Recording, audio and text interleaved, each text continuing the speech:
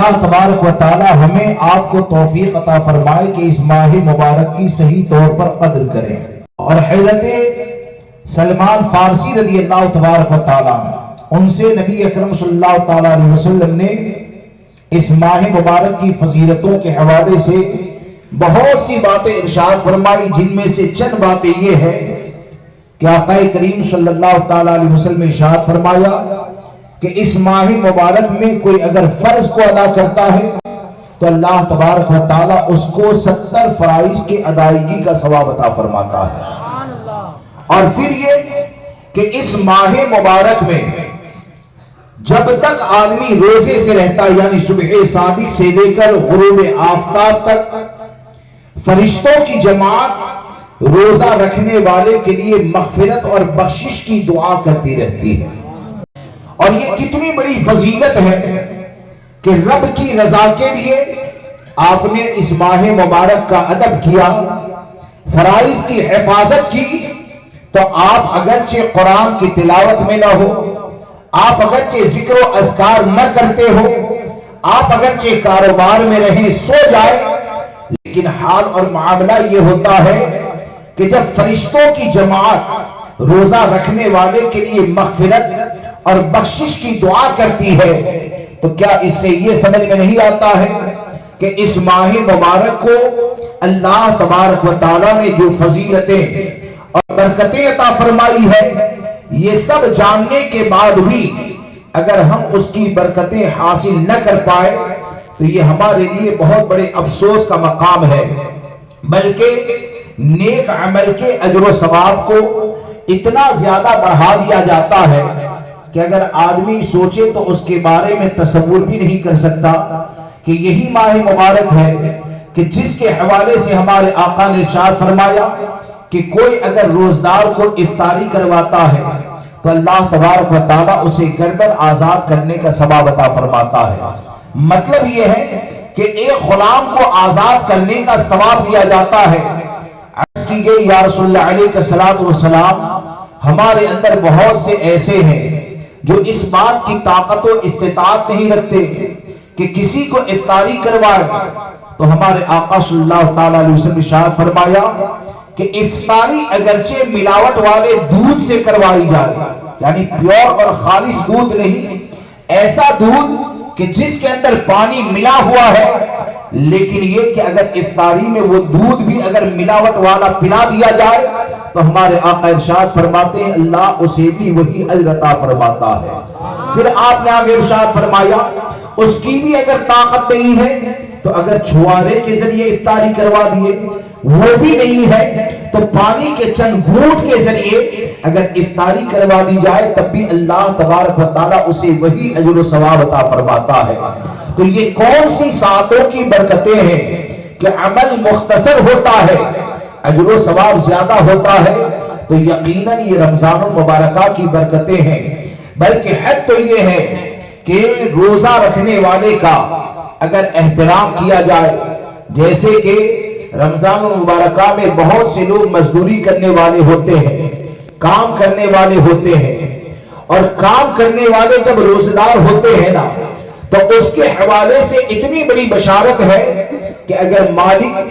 اپنے نوکر کے کام میں رمضان میں تخفیف کر دے، یعنی ایسے نوکر کے بارے میں جو خود روزے سے ہیں، بغیر روزے والے کی بات نہیں کرتا، جو خود روزے سے ہے، اگر اس کے کام کے اندر کمی کر دیتا ہے، اس کے روزے کا احترام کرتے ہوئے، اس کی محنت کو دیکھتے ہوئے، تو اگر نوکر سے کم کام لیتا ہے تو ہمارے آقا صلی اللہ تعالیٰ علیہ وسلم ارشاد فرماتے ہیں اللہ اس مالک کو دوزخ کی آگ سے نجات عطا فرماتا ہے. اللہ تبارک و تعالیٰ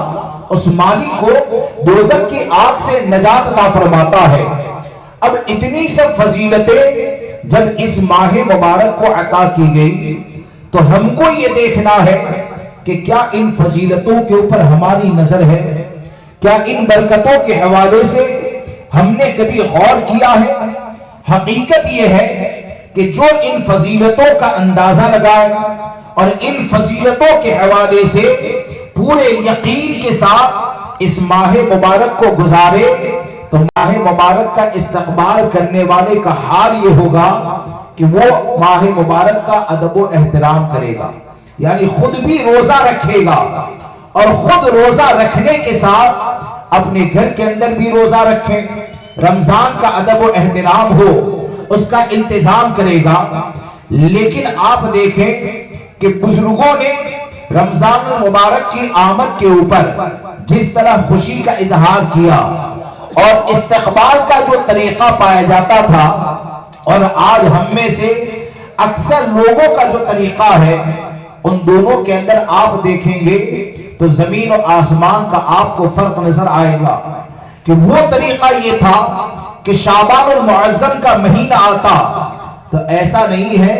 کہ رمضان المبارکہ کا ہم ہی انتظار کرتے ہیں، صحابہ کرام انتظار نہیں کرتے تھے، ہم سے زیادہ شدت کے ساتھ رمضان المبارکہ کے چاند کا انتظار وہ کیا کرتے تھے، اور رمضان کے استقبال کا طریقہ ہماری طرح نہیں تھا کہ چاند نظر آنے سے پہلے، یعنی یہ چیز عام طور پر اتنی مشہور ہو چکی ہے کہ آج ہو سکتا ہے مجھ سے کوئی سوال کرے تو میں بھی جواب دوں۔ آج ہماری زبان میں کہا جائے کہ رمضان المبارکہ کی تیاری ہو گئی تو آپ مجھے بتائیں، میں آپ سے سوال کروں گا تو آپ کیا سمجھیں گے؟ آپ یہی سمجھیں گے نا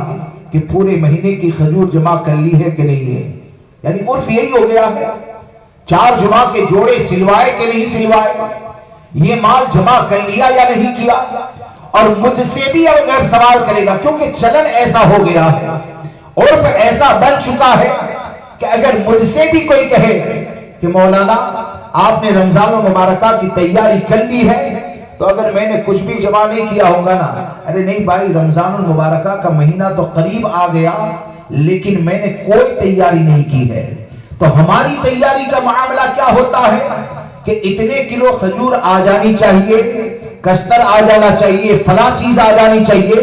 تو سوچتے ہیں کہ رمضان سے پہلے ہم نے تیاری کر لی، ہم فارغ ہو گئے۔ لیکن آپ قربان جائیں کہ صحابہ کرام رضوان اللہ تعالی علیہ مجمعین کی جماعت اس ماہ مبارک کا اگر استقبال کرتی تھی نا،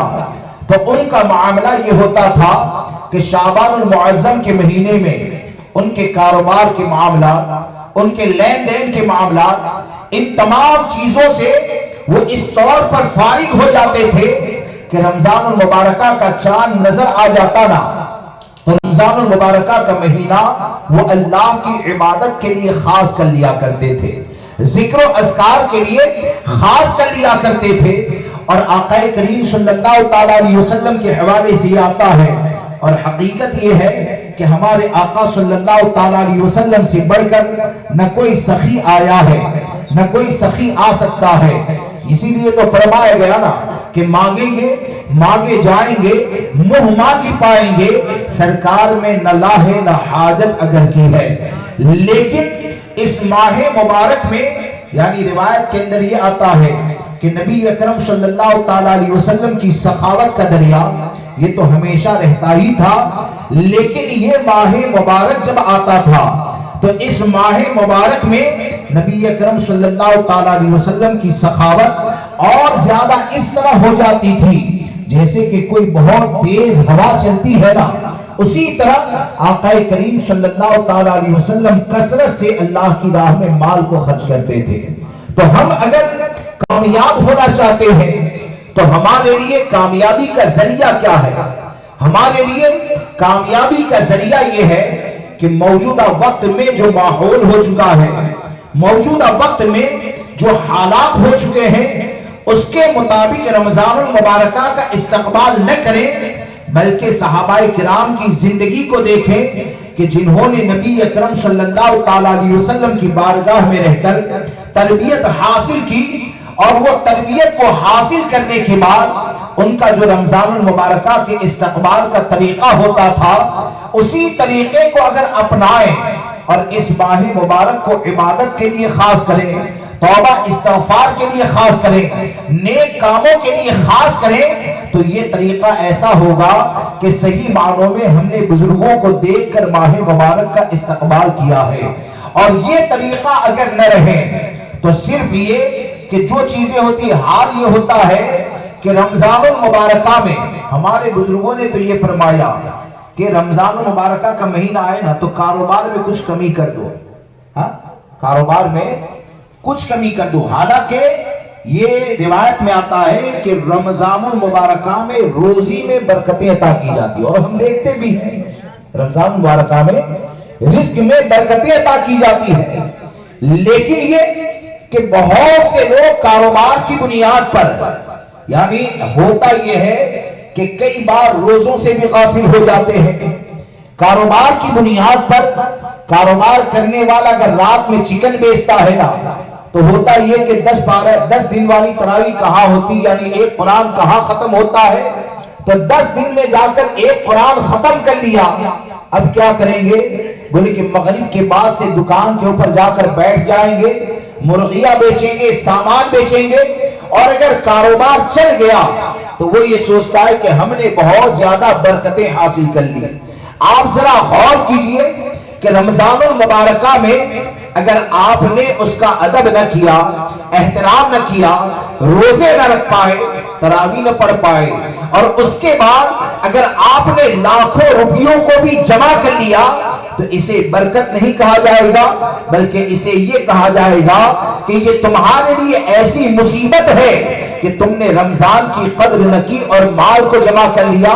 ارے آقا کریم صلی اللہ تعالی علیہ وسلم نے تو رمضان المبارکہ کی فضیلتوں اور برکتوں کے حوالے سے یعنی اس کی جو فضیلت ہے نا اس کو پوشیدہ رکھا گیا ہے, اس کو چھپا کر رکھا گیا ہے. اور ہمارے آقا اس ماہ مبارک کے حوالے سے ہم کو یہ اشارہ عطا فرماتے ہیں کہ آپ فرماتے ہیں کہ اگر میری امت کو پتا چل جائے کہ رمضان المبارکہ کا مہینہ کیا ہے تو میری امت اس بات کی تمنا کرے گی کہ کاش کہ اللہ تبارک و تعالیٰ پورے سال کو رمضان المبارک بنا دیتا. اور رمضان المبارکہ میں اگر ایک روزہ بھی چھوڑ دیا, چاہے کاروبار کے چکر میں, چاہے مال کو جمع کرنے کے چکر میں, بغیر عذر شرعی کے اگر رمضان المبارکہ میں ایک روزہ چھوڑ دیا جائے تو اس میں جو اجر و ثواب رکھا گیا ہے نا اس اجر و ثواب کا اندازہ کون لگا سکتا ہے. یہاں تک فرمایا کہ کوئی پوری زندگی اگر روزے رکھتا رہے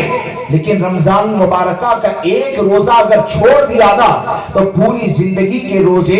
رمضان المبارکہ کے ایک روزے کے برابر نہیں ہو سکتے ہیں. اور یہ تو وہ ماہ مبارک اور روزوں کو یہ فضیلتیں اور برکتیں حاصل ہے. آپ نے علماء سے سنا ہوگا نا کہ ایک روایت کے اندر یہ آتا ہے کہ جب کوئی بندہ نیکی کرتا ہے تو اللہ تبارک و تعالی اس نیکی کا ثواب اسے 10 سے لے کر 700 تک عطا فرماتا ہے. 10 گنا سے لے کر 700 گنے تک اس کو ثواب عطا کیا جاتا ہے. لیکن یہ جو روزہ ہے نا اس کے ثواب کے حوالے سے علماء سے آپ نے نہیں سنا کہ یہ فرمایا گیا کہ روزہ میرے ہی لیے ہے اور اس کی جزا میں ہی دوں گا, یا یہ کہ میری طرف سے جزا دی جائے گی. تو یہ جو جزا اللہ تبارک و تعالیٰ عطا فرمائے گا, حالانکہ ہر عمل کی جزا, ہر عمل کا بدلہ یہ اللہ تبارک و تعالیٰ عطا فرمانے والا ہے. لیکن شارحین یہ کہتے ہیں کہ اس کا ایک معنی یہ ہو سکتا ہے کہ روزے کا جو اجر و ثواب رکھا گیا ہے نا تو اس کے اجر و ثواب کے حوالے سے فرشتوں کو بھی علم نہیں ہے کہ کتنا زیادہ اس میں ثواب رکھا گیا ہے. اور جب روزہ رکھتا ہے نا تو اسے 2 خوشی حاصل ہوتی ہے, ایک تو افطاری کے وقت میں اور دوسری خوشی جب کل میدان محشر میں اٹھایا جائے گا تو اللہ تبارک و تعالیٰ اسے اپنا دیدار نصیب فرمائے گا. اللہ تبارک و تعالیٰ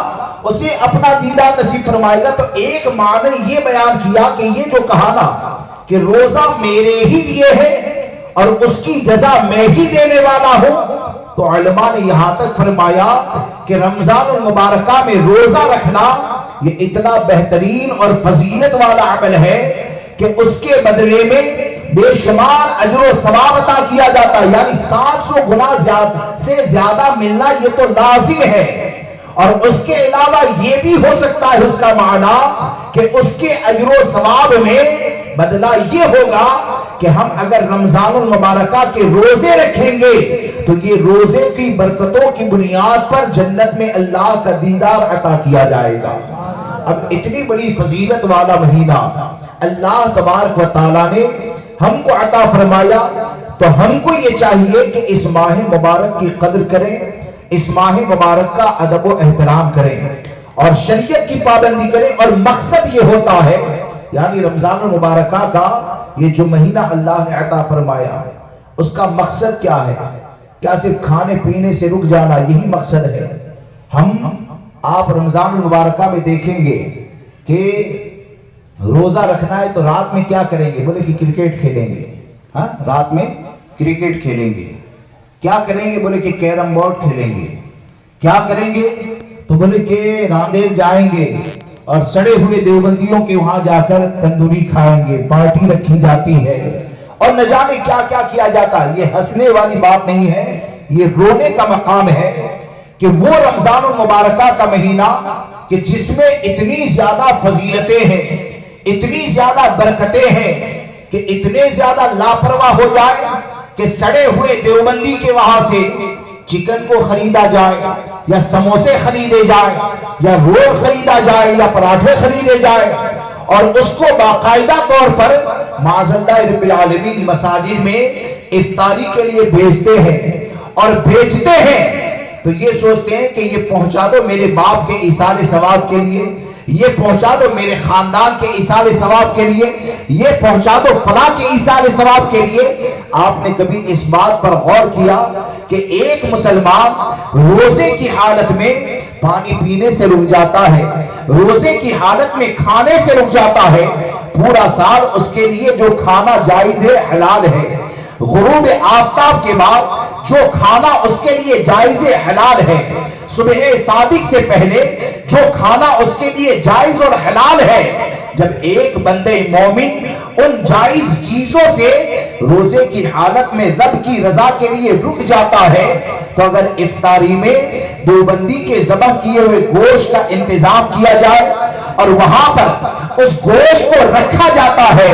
تو آپ ذرا سوچیں کہ اس کا انجام کیا ہو سکتا ہے کہ وہ افطاری کرے گا تو حرام چیز کو اپنے پیٹ میں داخل کرے گا، وہ افطاری کرے گا تو حرام کھانا کھائے گا۔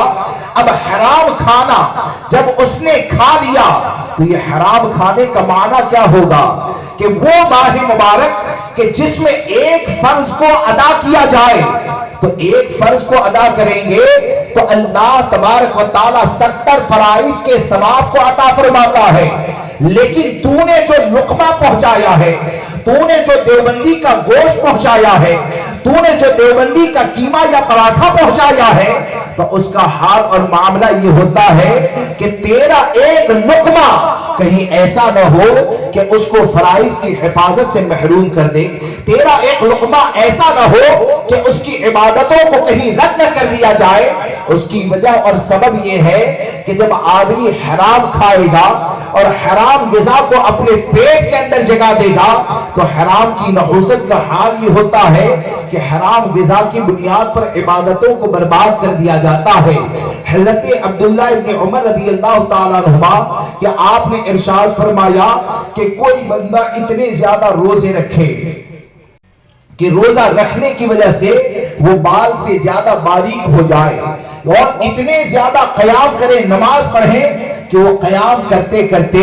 کمر سے ٹیڑھا ہو جائے، لیکن آپ فرماتے ہیں وہ اگر حرام کھانے والا ہے تو اللہ تبارک و تعالیٰ اس کے روزوں کو اور نمازوں کو قبول نہیں فرماتا۔ اور یہ کہ آپ اگر دیوبندی وہابی کا ذبیحہ یا یہ کہ وہ جس تیل کے اندر دیوبندی کا گوشت تلتا ہے نا، یہ بھی تو دیکھا جائے نا، آج کے وقت میں احتیاط بہت ضروری ہے۔ سنی کے گھر پر اگر کوئی کھا لے تو اسے ہم حرام خور نہیں کہتے ہیں، بغیر ثبوت کے ہم کسی کو حرام کھانے والا نہیں کہتے ہیں، البتہ یہ کہتے ہیں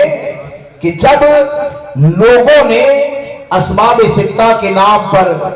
اتنی زیادہ آسانیاں پیدا کر لی تو کم سے کم حالات کو دیکھتے ہوئے حرام سے بچانے کے لیے کچھ سختیاں بھی تو کرنی چاہیے نا، حرام سے بچانے کے لیے کچھ سختیاں بھی تو کرنی چاہیے کہ حرام اگر کھا لیا تو حرام کا اپنا ایک اثر ہوتا ہے، حلال کا اپنا ایک اثر ہوتا ہے۔ ایک مثال میں آپ کو دیتا ہوں کہ مثال کے طور پر ایک بچہ ایسا ہے جو شہد کو پہچانتا نہیں زہر کو بھی پہچانتا نہیں، اور بغیر پہچانے اگر اس بچے نے شہد کھایا تو فائدہ ہوگا کہ نہیں؟ بولیے، میری بات نہیں سمجھی؟ شہد کھایا تو فائدہ ہوگا، اور بغیر پہچانے اگر زہر کو کھایا تو نقصان ہوگا نا۔ تو اسی طرح حلال اور حرام غذا کا معاملہ ہوتا ہے کہ حلال کا اپنے اندر ایک اثر ہوتا ہے کہ جو غذا حلال ہوتی ہے تو اس کو اگر کھانے کی عادت بنائی جائے نا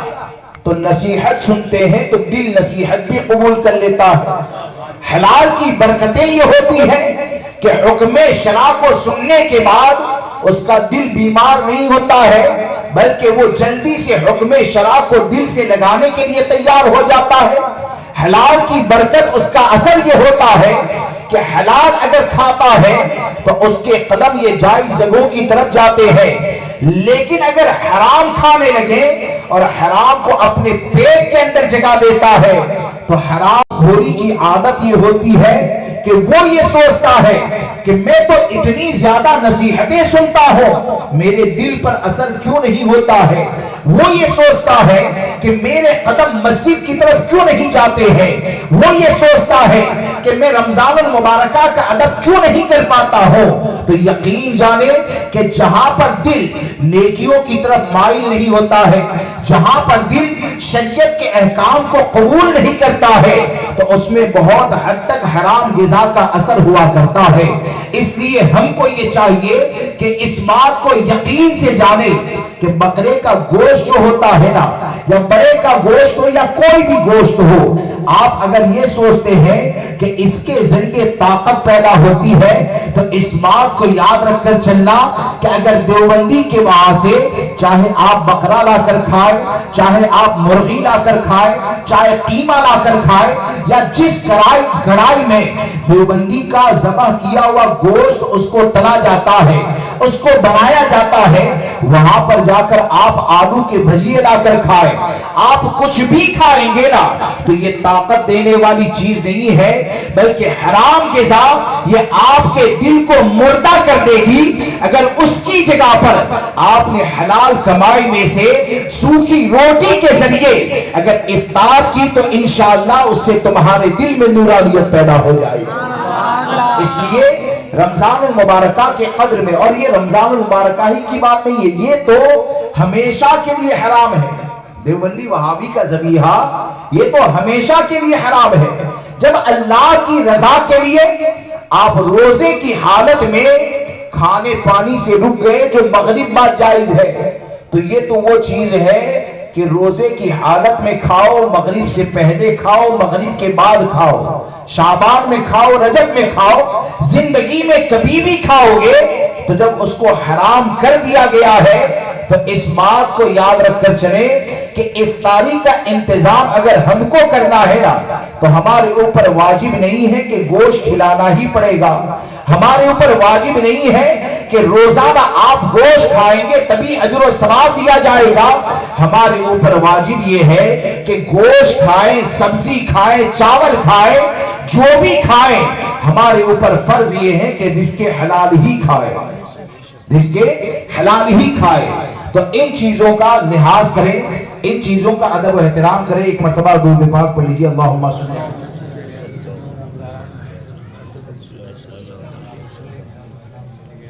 ایک آخری بات آپ کو عرض کروں، روزہ جو رکھا جاتا ہے، روزہ رکھنے کا مقصد کیا ہوتا ہے؟ یہ مہینے کو ہمدردی کا مہینہ بھی قرار دیا گیا، یعنی غریبوں کے ساتھ محبت کرنا، ان کا خیال رکھنا، غریبوں کے ساتھ محبت کرنا، ان کا خیال رکھنا، اور اس بات کو یاد رکھ کر چلیں کہ حقیقت اگر دیکھنے جائے تو بزرگوں نے یہ فرمایا کہ غریب جو ہوتا ہے نا وہ مالدار کا ڈاکٹر ہے۔ کیا ہے؟ غریب جو ہوتا ہے، نیک غریب جو لوگ ہوتے ہیں، تو بزرگوں نے فرمایا کہ غریب یہ مالداروں کے طبیب ہے۔ کیسے طبیب ہیں؟ کہ ہم کو کیا فرمایا گیا؟ ہم کو یہ تعلیم دی نا کہ بیمار ہو جاؤ تو اپنا علاج صدقے کے ذریعے کرو۔ کس کے ذریعے کرو؟ صدقے کے ذریعے کرو۔ تو صدقے کے ذریعے آپ نے علاج کیا تو صدقہ لے گا کون؟ غریب لے گا نا۔ تو غریب نے صدقہ لیا، تمہاری بیماری دور ہوئی. تو غریب کون ہوا؟ مالدار کا ڈاکٹر ہوا. کون ہوا؟ طبیب ہوا. یہاں تک بزرگوں نے فرمایا کہ غریب جو ہوتا ہے نا وہ مالداروں کے مال کا محافظ ہوتا ہے، مالداروں کے مال کی حفاظت کرتا ہے. بزرگوں نے فرمایا کہ مالدار کے پاس جو مال رکھا ہوا ہے نا تو غریب اس کے مال کا محافظ ہوتا ہے. کیوں محافظ ہوتا ہے؟ کہ جب وہ زکوٰۃ نکالے تو زکوٰۃ مالدار کو تو دے گا نہیں، غریب کو دے گا. جب وہ صدقہ نکالے گا تو جب اس کی زکوٰۃ کو، اس کے صدقہ کو رب تبارک و تعالیٰ کی بارگاہ میں قبول کر لیا جاتا ہے تو اس کا مال بربادی سے محفوظ ہو جاتا ہے. تو یہ کس کے ذریعے ہوا؟ یہ بھی غریب کے ذریعے ہوا. یہاں تک بزرگوں نے فرمایا کہ غریب یہ مالدار کا قاصد ہے. غریب یہ مالدار کا قاصد ہے. قاصد کیسے؟ یعنی کوئی یہ چاہتا ہے کہ میرے والد کو ثواب پہنچے، یا سنی رشتہ دار میں جو عزیز و اقربا ہے ان کو ایصال ثواب کرنا چاہتا ہے، تو کیسے قاصد ہوگا؟ کہ کسی غریب آدمی کو آپ نے پیسہ دیا اور پیسہ جیسے آپ دیں گے اس نے قبول کر لیا تو اس کا مال قبول کرنا یہ تمہارے رشتہ دار میں کی قبر میں اجر و ثواب کا ذریعہ ہے. تو یہ ثواب کس کے ذریعے پہنچا؟ تو قاصد کون ہوا؟ یہ غریبوں کی جماعت ہوئی. تو اس ماہ مبارک میں اس کا بھی خیال رکھے، اور غریب اس چیز کا خیال ضرور رکھے کہ اپنے آپ کو ہاتھ پھیلانے سے ہمیشہ بچائے رکھے. یہ لازم ہے. ایسے نہیں آج جو مانگتے ہیں نا 15 لاکھ روپے پاس میں، اور حقیقت یہ ہے کہ یہ ایسے کرو گے نا، یہ مانگنے میں ہوتا یہ ہے کہ فقیری اور غربت کا دروازہ کھول دیا جاتا ہے. مانگنے میں فقیری اور غربت کا دروازہ کھول دیا جاتا ہے. زکوٰۃ کے حقدار ہونا اور ہے، اور یہ کہنا کہ مجھے زکوٰۃ دو یہ اور ہے. زکوٰۃ کے حقدار ہونا، زکوٰۃ کا حقدار تو وہ بھی ہوتا ہے. مثال کے طور پر میرا 20,000 روپے کا خرچ ہے، ایک مہینے میں وہ خرچ ہو جاتے ہیں. اب ایک مہینے میں خرچ ہو جاتے ہیں نا تو پہلی تاریخ آئے گی تو ظاہر سی بات ہے ایک مہینے میں خرچ ہو جائیں گے تو میں مالدار نہیں ہوں، میں شرعی فقیر ہوں. لیکن جب مجھے پتا ہے کہ میرے مہینے کا خرچ تو اس سے چل ہی جاتا ہے تو سوال کرنا یہ میرے لیے جائز. ارے بولیے. یعنی آج لوگوں نے یہ سمجھ لیا کہ جو بھی زکوٰۃ کا حقدار ہے نا تو اس کو سوال کرنا یہ جائز ہو جاتا ہے. سوال کرنا زکوٰۃ کے حقدار کے لیے جائز نہیں، اس کے لیے جائز ہے کہ جس کے پاس کچھ بھی نہ ہو، یعنی کھانے کے لیے بھی کچھ نہ ہو، بھوکا رہ جائے گا، تو اس کے لیے یہ سوال کرنا جائز ہے. اس کی جگہ پر چلن یہ بنا دیا کہ 8 لاکھ روپے پڑے ہیں، زکوٰۃ ذرا دے دینا نا. بولے کہ مکان خریدنا ہے، تم ذرا دے دو گے نا تو مکان خرید لے. یہ کون سا طریقہ ہے؟ یہ بھیک مانگنے کا طریقہ ہے. یہ نہ کریں. یعنی مالدار تو اپنا حق ادا کریں، اور غریب کی ذمہ داری یہ ہے کہ یہ سوال کرنے سے تو صحابہ کرام اس حد تک پرہیز کرتے تھے نا کہ بہت سے صحابہ کے بارے میں یہ آتا تھا کہ سرکار صلی اللہ تعالی علیہ وسلم نے سوال کرنے سے اتنی سختی سے صحابہ کرام کو روکا، اور اس طور پر تعلیم عطا فرمائی کہ صحابہ کرام اگر اونٹ یا گھوڑے کے اوپر سواری بھی کرتے اور ان کے ہاتھ سے ان کا کوڑا گر جاتا نا، تو جیسے کہ میں جانور کے اوپر سوار ہوں، اونٹ کے اوپر سوار ہوں، چابک میرے ہاتھ سے گر گیا تو یہ نیچے گرانا، تو صحابہ کرام جیسے دوسرے لوگ چلتے ہیں، ابھی یہ رومال گر جائے میں کہوں گا مولانا یہ ذرا دے دو نا، تو صحابہ کرام اگر دوسرے لوگ زمین پر چلتے ہوتے نا تو پھر بھی ان کو یہ نہیں کہتے کہ میرے چابک کو اٹھا کر دے دو، اس کو بھی وہ اسی میں سمجھتے تھے کہ یہ سوال کرنا ہے. یعنی اتنا زیادہ احتیاط کرتے تھے. تو ہم اللہ تبارک و تعالیٰ کی بارگاہ میں دعا کریں، سرکار غوث پاک کا صدقہ مانگیں، لیکن یہ کہ جہاں تک ہو سکے یعنی آپ کو اگر سوال کرنا ہے تو سوال کرنے سے پہلے بھی علماء سے پوچھ لیں کہ آپ کے لیے سوال کرنا یہ جائز ہے یا ناجائز و حرام ہے. اور آخر میں چلتے چلتے ایک بات یہ کہ ہم کچھ بھی کہیں، کچھ بھی بولیں، ہم کو سب سے پہلے اپنے اصلاح کی فکر کرنی ہے. کوئی اگر حسد کے اندر ہمارے خلاف کچھ الزام لگانے لگے، تو کیا اس سے یہ جائز تو نہیں ہو جاتا ہے کہ ہم ایسی باتیں کہیں جو ان میں نہ ہو؟ یہ جائز تو نہیں ہو جاتا ہے؟ کوئی اگر مخالفت میں، دشمنی میں، حسد میں اگر وہ ہلاکت کے راستے کی طرف جاتا ہے تو یہ بیوقوفی ہے کہ ان کے پیچھے چل کر ہم بھی ہلاکت کے راستے کی طرف جائیں۔ ہمارے اوپر لازم یہ ہے کہ ہم چاہے کسی کی تائید کریں، چاہے کسی کی مخالفت کریں، چاہے کسی کے سپورٹ میں میسج بنے، چاہے کسی کے رد میں میسج بنے، ہمارے دل کے اندر ثبوت شرعی کے ساتھ پورا یقین یہ ہونا چاہیے کہ یہ رد کرنا بھی ہمارے لیے نجات کا ذریعہ ہے، تائید کرنا بھی نجات کا ذریعہ ہے۔ جب تک یہ پتہ نہ ہو ہم کسی کی بغیر ثبوت شرعی کے مخالفت کرنے سے پرہیز کریں، اور اس بات کو یاد رکھ کر چلے